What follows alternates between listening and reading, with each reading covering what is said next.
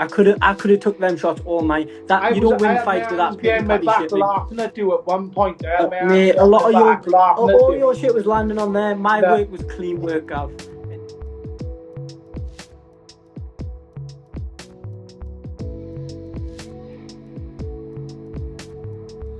What's up, fight fans? Welcome to my channel. This is Johnny, and in today's video we're going to be going over the statistics that nobody talks about when mentioning this weekend's rematch at 135 pounds between Cameron Vuong and Gavin Gwynne.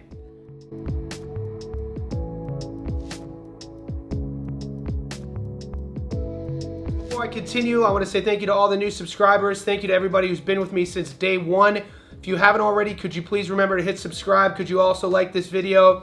Make sure you turn bell notification buttons on so you're notified on my daily live streams. Also, pinned in the comment section below is our Johnny Says Boxing VIP Insider link. With this membership, you get access to our professional VIP betting Discord. It's a couple bucks a month. We started it about 4 months ago. I want to say thank you to everybody. We just surpassed 300 VIPs in there and we're growing. So I say thank you. Click the link to find out more. Guys, this is another busy week of boxing. We just had fights last night in Japan. We have another pro box card in the United States. We have multiple cards in the UK. There's a card in the Netherlands. So what we're doing here on the channel is what we always do. We get right after it. We go over and discuss in detail these fights. And at the end of each video, I give you my prediction and analysis. Today, we're going to be breaking down a rematch at 135 pounds between a 23-year-old prospect in Cameron Vuong taking on the 35-year-old former British Commonwealth champion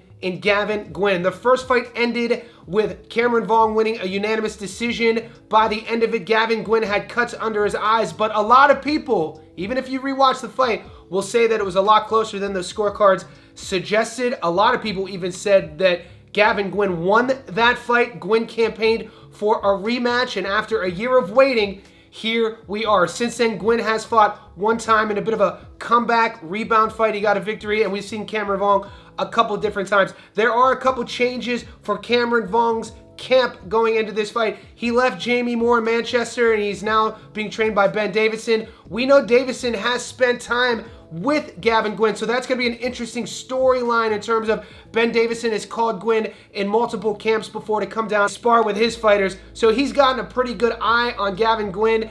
When I'm thinking about what's going to be different in this fight, put an asterisk by maybe a game plan on Ben Davison's side, or maybe something that he saw in the past with Gavin Gwynne that he could help Cameron Vuong utilize this go around and maybe have a easier outcome in their opinion. In this video, what we will do is break down both fighters' careers as well. We're going to talk a little bit about how they go about their business, and stay tuned to the end of the video. Like always in these Stats Don't Lie videos, I'll go over the current Las Vegas odds, and I'll be giving you my prediction and telling you where to put your money. Guys, at 23 years old, Cameron Vuong is a prospect coming out of the UK. He ticks all of the boxes. He's very marketable. He's an orthodox fighter. He's a smooth boxer. He likes to operate a little bit from a more technical side. He has a good jab, a good backhand, and he likes to be a little bit more patient than his opponent, Gavin Gwynne, who is a 6 foot tall, 135 pound orthodox fighter who likes to get on that front foot, pressure style, relentless, and likes to drown his opponents. He is a true blue seasoned veteran, and this is the rematch that he was waiting for. You ask him, he says he won that first fight. You ask his fans, they say he won that first fight. I watched the fight back a couple different times. It was razor close. I'm not going to sit here and say it was a robbery. I think that word is probably the most overused word in modern day boxing. All in all, I'm glad we're getting to see this again. And right now, I do want to take a closer look at the man who fell up a little bit short in the first fight, Gavin Gwynne, and see what he's been up to in his career. Guys, Gavin Gwynne is 18-4-1 of his 18 wins. He has 5 knockouts of his 4 losses. He's been stopped twice. Ranked in BoxRec's algorithm at super lightweight at 140 pounds. Out of 2,745 fighters there, he's ranked number 119. He's fought a career total of 163 pro rounds and carries into the ring a 28% career knockout to win ratio. The 35-year-old Brit is a 6 foot orthodox fighter. He was born in Medar Tidful, Wales, and calls Straharis, Wales, United Kingdom home. We last saw him fight Owen Durham, 4-31 on points in the 6th. Vuong the first time, 6-0, lost to UD in the 10th. Chamberlain, 14-0, got stopped in the 4th. Marsili, 42-0, he stopped him in the 8th. Craig Woodruff, 12-6. He won by stoppage in the 5th. The fight before that was his draw against Craig Woodruff the first time. In Gavin Gwynne, he's a veteran, like I said, former Commonwealth champion. He's fought rematches before, and he's kind of done it all in the European British scene. This is one he really wanted to get back. There's some vitriol behind this one if you watch the lead up, if you watch any of the media press this go around. In all of the interviews, Gavin Gwynne feels that he's going to be able to use his experience and that first 10 rounds against Vuong against him. He feels that his pressure was too much the first time, and he doesn't think he has to do anything differently. He claims that he felt Vuong bending, and he said this time he's going to make his opponent break. He's not getting any younger. We've heard him talk about since that first fight, he's had to go back to his career of scaffolding, a really tough position, and we know that he's going to be tough as nails when he enters the ring this weekend. I think the first fight came down to what the judges liked better, the optics, a more cleaner, precise boxing output in Vuong, or the pressure foot style, making an ugly, dirty, gritty barn burner in Gwynne. Only time will tell if both men bring in the same exact game plans. Right now, I do want to take a look at the 23-year-old and see what he's been up to in his career. Cameron Vuong is 9-0 with 4 knockouts. He's ranked in BoxRec's algorithm at lightweight at 135 pounds, and out of 2,629 fighters there, he's ranked number 96. He's fought a career total of 63 pro rounds and carries into the ring a 44% career knockout to win ratio. His adoring fans know him as the one, and the 23-year-old Brit was born in Blythe, Northumberland, United Kingdom. We last saw him fight Raquan Cohn of Arce, 18-21 on points in the 8th. Jordan Flynn, 11-0, stopped him in the 7th. Gavin Gwynne the first time, 17-3, won a UD in the 10th. Underwood Hughes, 8-3, won on points in the 8th. Afori, 13-7, won a UD in the 10th. Guys, that first fight was at a catch weight of 138 pounds.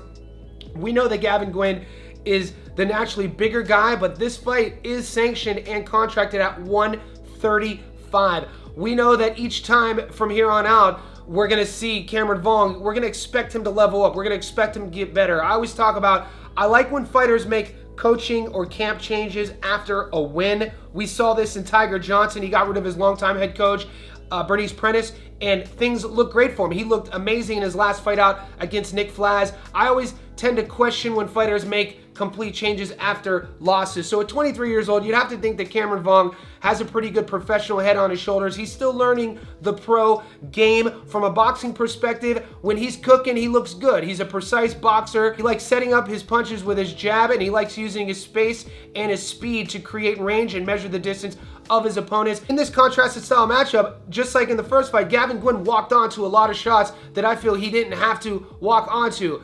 At this stage of his career, you can't think that he's going to make too many adjustments or we're going to see that different of a version of Gavin Gwynne. From Vuong's perspective, he's the one who changed camps, left Jamie Moore, left Manchester, training with Ben Davison, like I said. Ben Davison, you know, has world level experience, has trained world champions before, and he's seen firsthand from an analytical perspective Gavin Gwynne before, along with watching the tape from the first fight. I feel tactically Ben Davison will have a game plan that will be probably a little bit different from the first fight that Cameron Vuong went and attacked. It's going to be interesting to see what that looks like. So before I get into the odds and give you my prediction, I want to remind everybody I do daily live streams. We know we have a bunch of boxing coming up this week. In those live streams, that's where we go over our long parlays, over and unders, knockdown prop bets, method of victory bets. Remember, in these Stats Don't Lie videos, you're only going to get my money line prediction.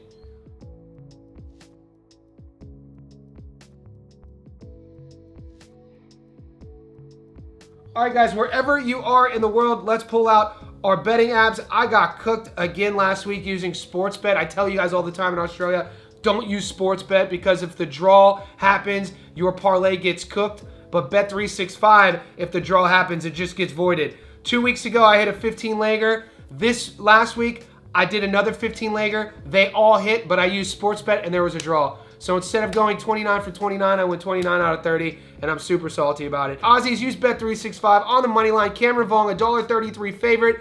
100 on him gets you your money back plus 33 bucks. Gavin Gwynne, $3.40 dog. 100 on him gets you your money back plus $240. So Gavin Gwynne, not quite a 3-to-1 dog. Guys, I got to be honest with you. I'm not happy about how this fight has aged. I don't think the first fight was a robbery. It's hard for me to put money on Gavin Gwynne, all things considered. Him talking about he wasn't really able to live in the gym that much as he wanted to after the first Vuong fight. He said that he got robbed, had to get another job. A lot of his sponsors left him, and we know that's the fight game. He's 35 going on 36.